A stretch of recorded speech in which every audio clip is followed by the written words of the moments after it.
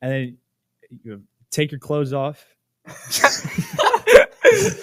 Our AP US history teacher, Mr. McCandlish, turns out he's a basketball coach too. Sprinting on over to indoor track, we have 2 All-Americans to talk about today. We're looking forward to seeing y'all out there. We want these things to be massive. We want every student that can possibly make it out to be out there supporting these teams because that's what the athletes deserve.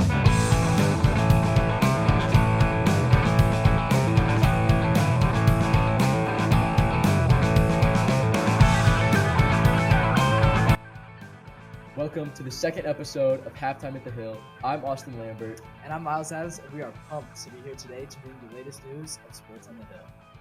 And this is our winter sports preview. So today we'll be covering boys and girls basketball, indoor track, indoor cheer, swimming, and wrestling. But first, we would like to take a minute to congratulate those who received all-county nominations. Kinsley Varn for field hockey, Josh Taylor for boys cross country, Anna Jane Molis for girls cross country, and Logan Estep for football. Congrats to all you guys. They all received Superintendent All-County Awards, and that's never something to overlook.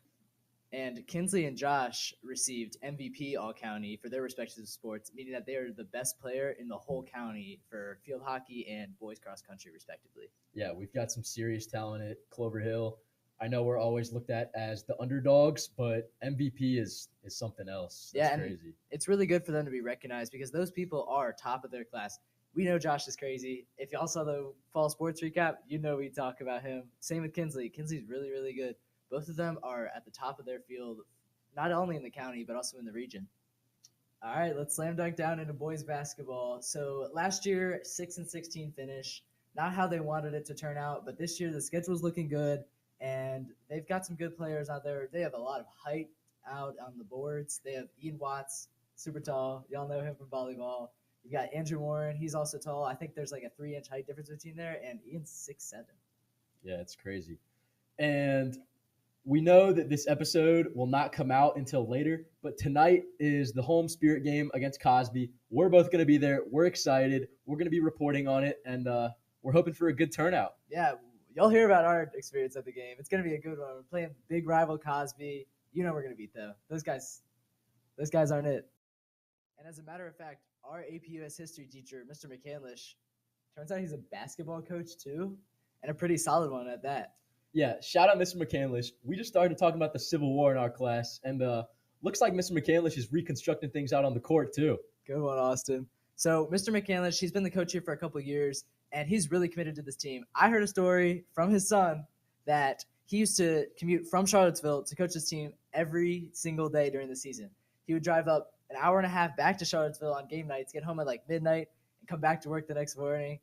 We know he loves this team. He loves basketball. He's got a real passion for it. And so does Coach Jaden Dillard. He played basketball at Chowan. He's an assistant coach here. And we know the boys get a lot of knowledge from him. He was D3 player. He played at LC Bird, and he was one of the best players in LC Bird history. Talk about dedication.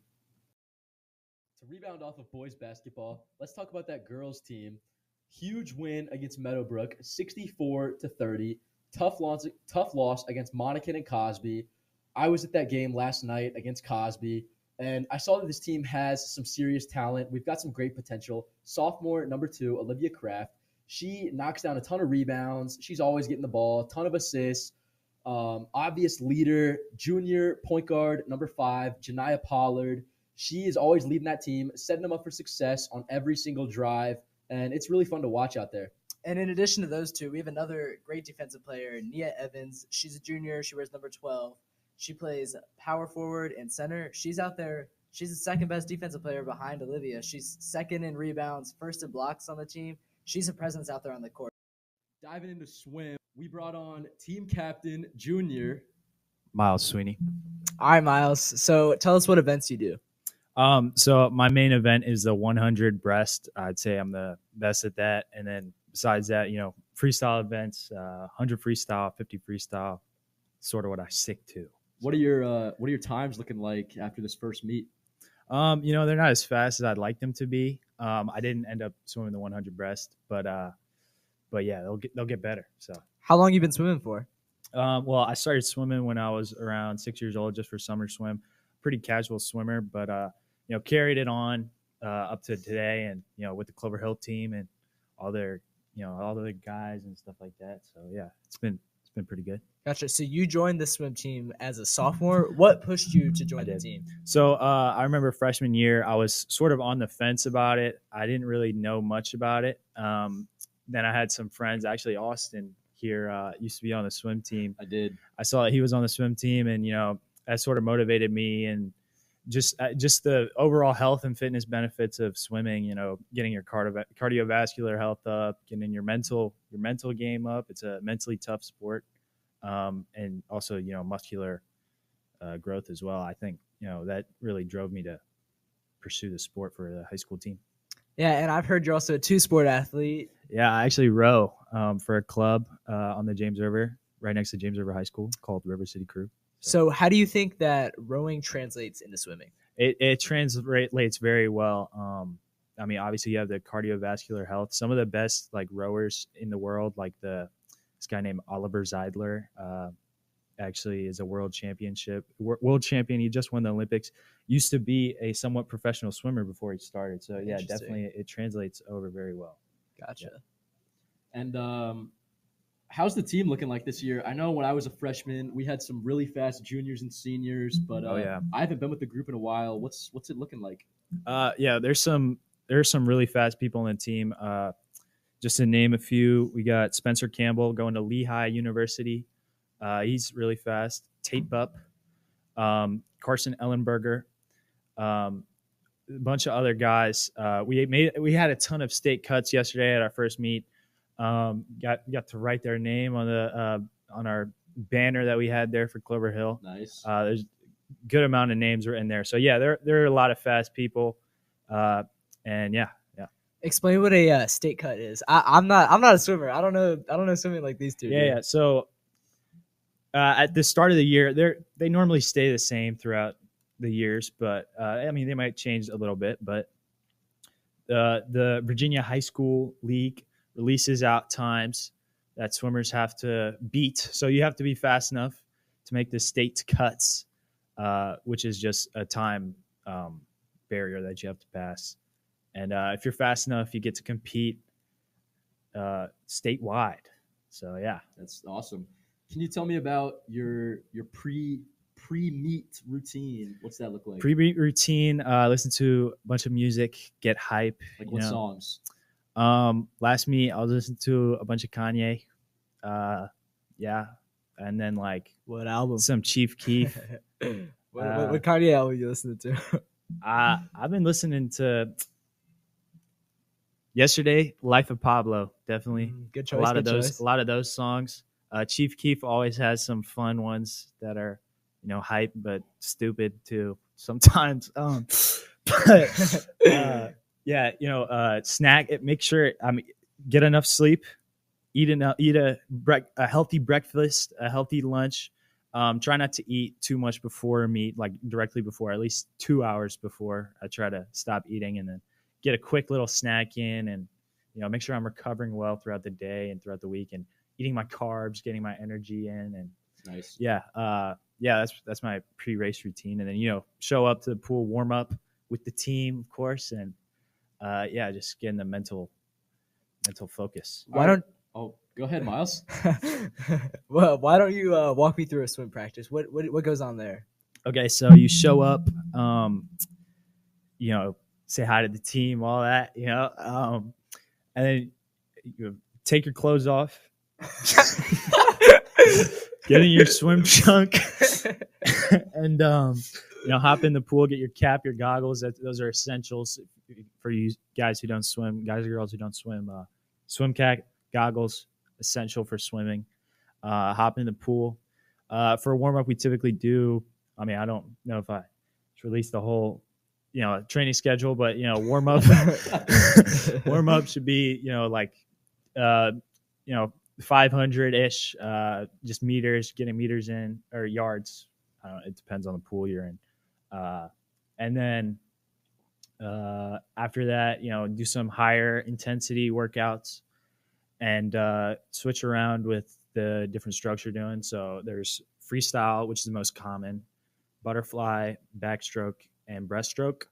So a lot of times in our practices, we will even if you're not good at backstroke or butterfly or whatever, we'll be doing all of those. So yeah, that's typically what it looks like, is just, getting higher intensity after you've warmed up and all that. Nice.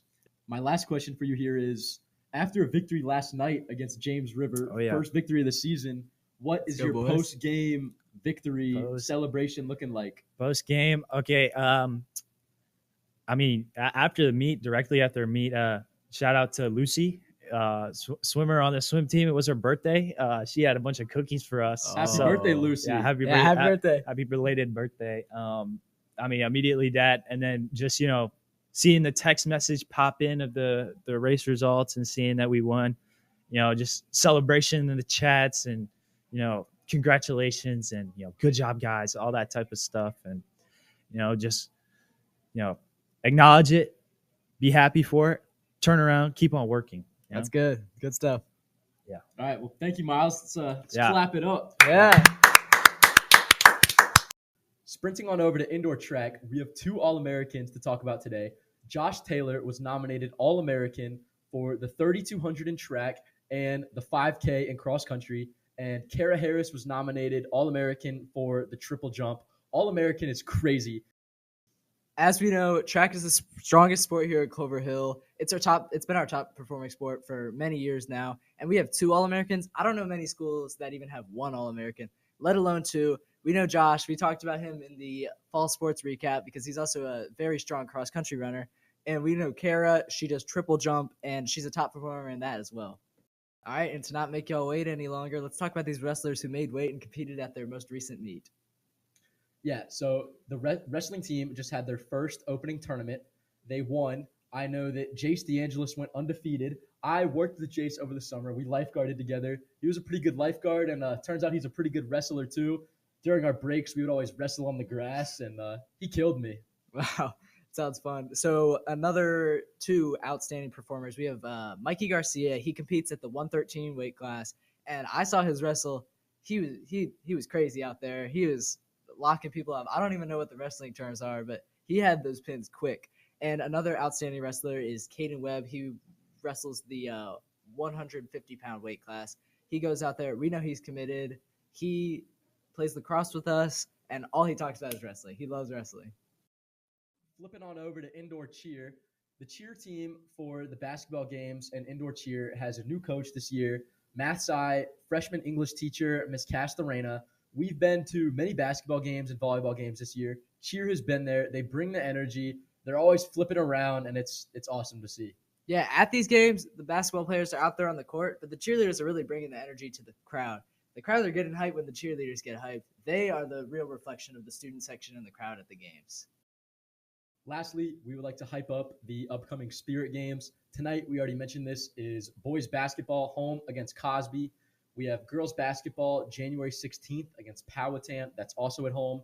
Wrestling January 29th versus Maggie Walker, Huguenot, and Amelia. And swimming the following night on January 30th. That is also their senior night. We're looking forward to seeing y'all out there. We want these things to be massive. We want every student that can possibly make it out to be out there supporting these teams because that's what the athletes deserve. So get crazy, get loud, and we're going to be out there. Go Cavs. Go Cavs. All right, y'all. That was the Winter Sports Preview. We want to thank you for watching, and we want to remind you, be at those Spirit Games.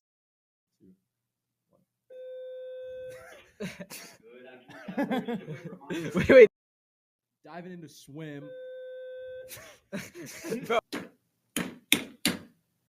Noble. Lock in. What was he doing? I'm going on Clash Royale. Sprinting on over to cross country. What am I saying? Sprinting on over to indoor track. Oh! You said cross country. I didn't even notice. Was nominated All-American. No. Noble, stop! I know Kara, she does jumps. As we know, track is the most predominant sport here at Clover Hill. Track is king. Oh, bro, all right, I'm done with the track. Stop saying track is king. Go, bro, go!